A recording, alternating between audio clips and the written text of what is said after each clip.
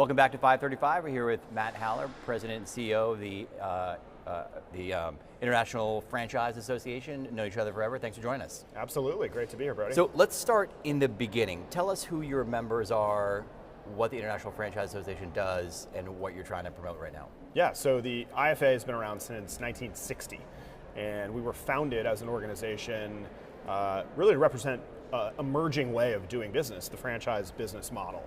And the founders of some of these iconic brands that are still around today, Dunkin' Donuts, Howard Johnson Hotels, McDonald's, got together and realized, look, there was an association for the restaurant industry, for the hotel industry, for the retail industry, but franchising as a way of doing business, different than a corporate-run chain, needed its own representation in Washington. So they built the IFA, famously on a napkin at a room in Chicago.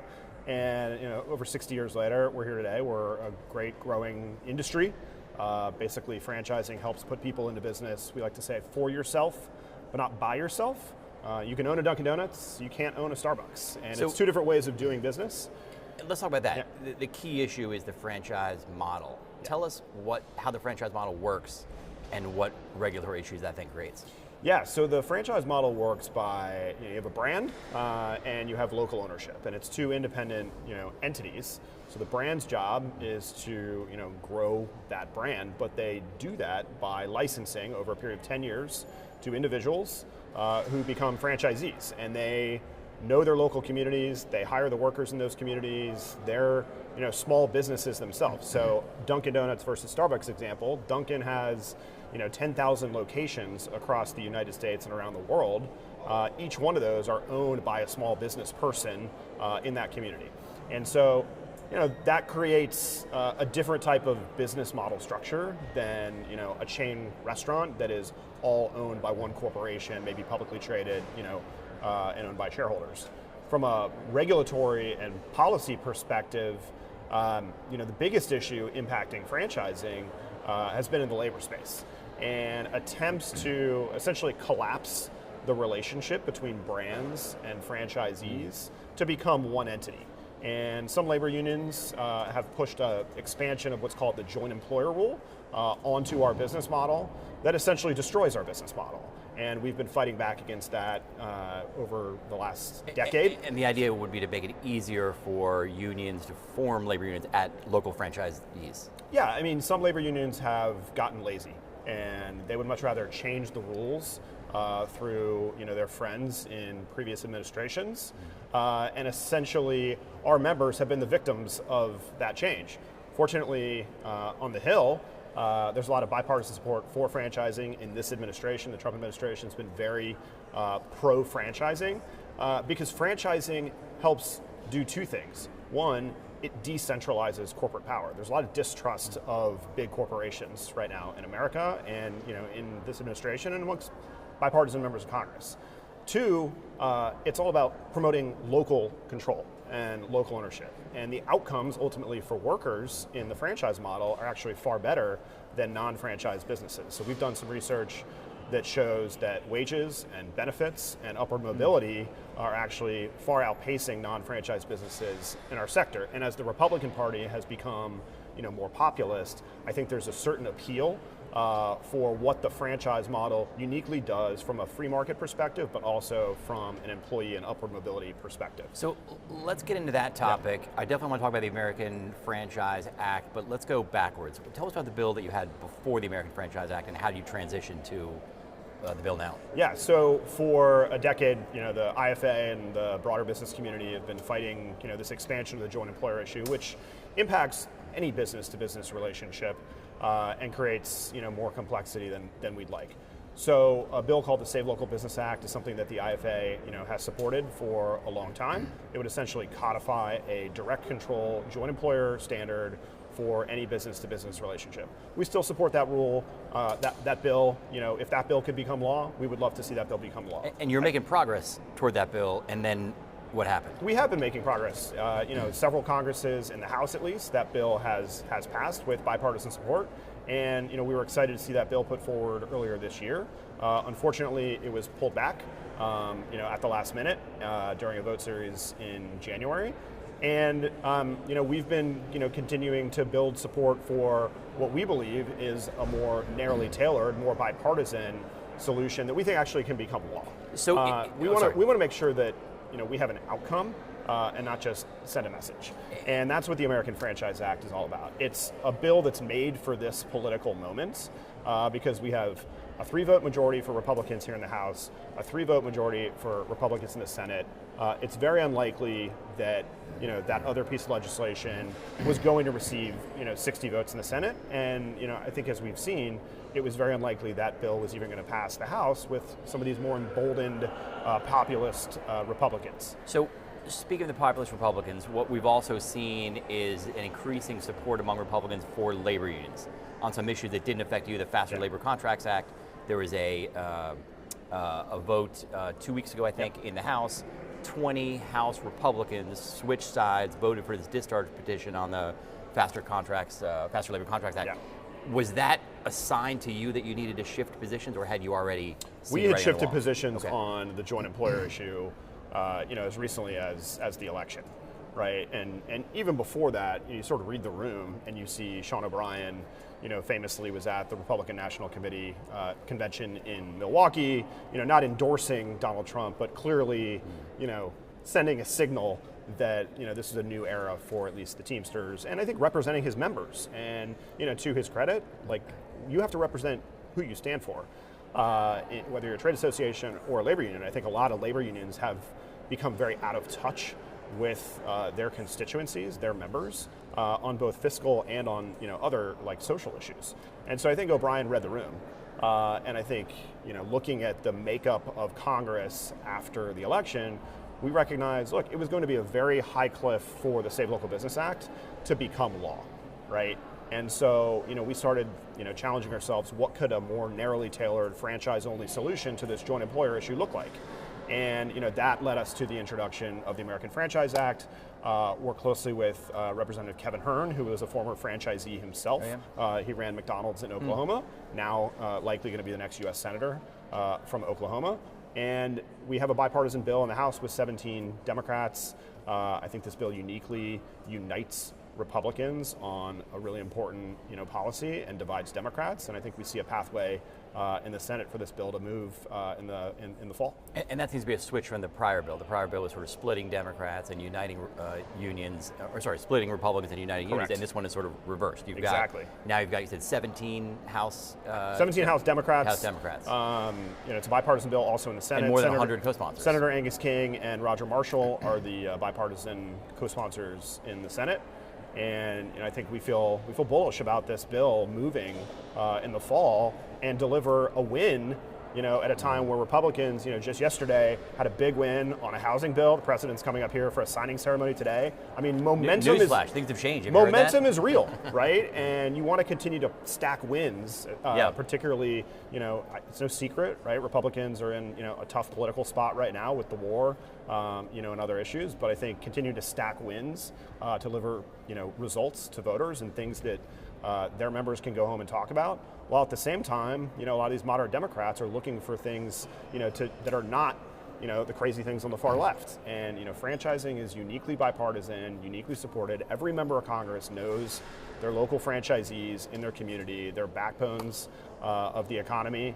And this is an opportunity to have an up or down vote on, do we support the franchise model? Mm-hmm. And we think the answer is going to be unequivocally yes. And let's talk about the Teamsters and labor unions. They were against the prior bill. Here you've got some labor unions, most labor unions probably against this bill, but the Teamsters are on the sideline. What does that mean to you? Yeah, I think it means that the Teamsters are open-minded to to organizations that are looking to do things that are incrementally positive, and I think they see the benefits of the free market, while also as I talked about earlier, as conditions improve for franchise businesses, they stand to benefit. They support a lot of the franchise model supply chain with delivery drivers and trucks, and that's a really positive thing. And so I think that's something that we've built a relationship with them and had honest conversations about this is what we're trying to do. Here's what you're trying to do. Are there ways to work together and it's all about building coalitions and working within the confines of the political environment that we're currently navigating. And what is your path to 218? What is success for this year on this bill? I mean, success is nothing short of a signing ceremony in the Oval Office with a giant spread of America's favorite fast food and lots of other franchises in the 60% of franchising that's not the restaurant industry. Mm-hmm. And then let's imagine that you don't reach that goal. Is it a possibility with Democrats taking over the House and maybe the Senate that something could move here? I mean, this has been in the past, I've always seen it as a Republican against Democrat issue, but the way you framed it now, there's more bipartisanship. Is there any chance that a Democratic House could move this forward? I think there's a very real chance, but I don't want to rule out what could happen this year, because that's what our focus is right now. I mean, let's see what the election brings us, and we'll cross that bridge when we get there. But franchising is incredibly bipartisan. Every lawmaker knows their franchisees in their community. They're often donors and supporters, and if you look at the FEC filings, which I know you love to do, you can see all of the different ways that campaigns have supported the franchise model, from hotels to restaurants to sign making, childcare, you name it. So we've got relationships on both sides of the aisle. They're very strong, and I wouldn't want to rule it out in a divided government next year. You said you had a fly-in in September coming up. We do. We'll have about 400 franchisees and franchise brands coming in. Who's coming in, and who are you trying to meet with? Yeah, so we're going to meet with everybody from the White House to leadership, relevant committee chairs. We'll be on both the House and the Senate side. Continue to build support for this bill. It should be an exciting time. We're going to do some fun things align with American 250. It's not just on July 4th. It's a year-long celebration, and as I talked about earlier, franchising is really built into the fabric of the American story. It's a uniquely American business model, but one that's been exported globally. And every franchise brand that opens outside the U.S. is actually a net trade benefit to the United States. And the Economist just did a really interesting piece, and the headline was "Why the World Needs More Franchises." So that's a message we certainly have always believed at the IFA, but we're going to continue to take to members of Congress on both sides of the aisle. Great. You had, speaking of Americans 250, you had an op-ed in the Washington Examiner. Tell us about that. What was your message? Yeah, I mean, the message in this piece that ran today is really that franchising is having a bit of a moment. We are outpacing growth of the overall U.S. economy, not just this year, but over the last decade, since 2016. Franchise growth is over 13% in terms of jobs, compared to 7 or 8% in non-franchise businesses. And also, of course, making the punchline that Congress has a uniquely important opportunity this year to deliver that certainty that our business model needs if we want to continue to propel that growth well into the future. We dropped in a couple of references from certain brands that I think are having their own moment right now. Pizza Hut is bringing back some of its nostalgia with those classic and iconic lighting fixtures and the red roofs with the red and white checkered tablecloth. Magnolia Bakery, different type of brand, but has been around for 20 years, famous from Sex and the City fame, and now is franchising for the first time. They just opened their first franchise location in Salt Lake City in Utah. And so, highlighting a few of those examples that are happening in the real economy, but also that, this is a real important opportunity to take advantage of what can protect this business model for generations to come. Great. 535 is now running op-ed, so if you got another one, let me know about it. We'll put it online. We will definitely do that. Let's wrap with your new poll. You got a poll coming out this afternoon from Morning Consult. What were the findings? Yeah, so Morning Consult surveyed thousands of Americans across the country and over-indexed in a few states, really to ask for their perception of the franchise model and their support for the franchise model.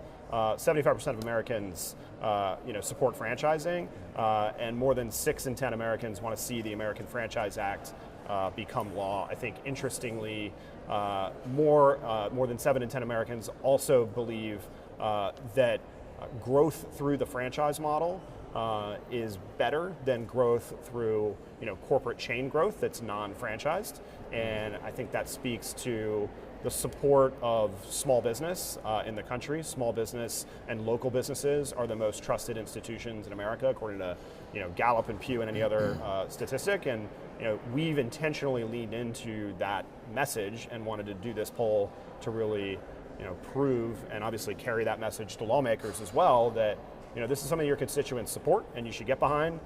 It's a safe political place to land at a time where increasingly we're 5 months out from the election. Everybody's focused on what can I go talk to my voters back home about. And almost 9 million jobs around the country. 9 million jobs, 850,000 franchise businesses. We're 3.5% of GDP. We're bigger than the financial services industry and the economic footprint. So it's a collection of industries. We're really a business model that's used by 300 different industries, from restaurants and hotels, but also things like pet care and tax preparation services and sign making. So it's an exciting part of the economy. Everybody that I talk to wants to ask me, Matt, what's your favorite franchise? What's the fastest growing franchise? This year, do you have an answer? Can you answer that? Well, I don't like to pick favorites amongst my member companies, but pet care and childcare are actually two of the fastest growing sectors. Really, childcare has become a broader category called youth enrichment. So everything from swim schools to music studios, and then your traditional tutoring and childcare services. Great. Matt Haller, President and CEO of the International Franchise Association. Thanks for joining us. Come back in September.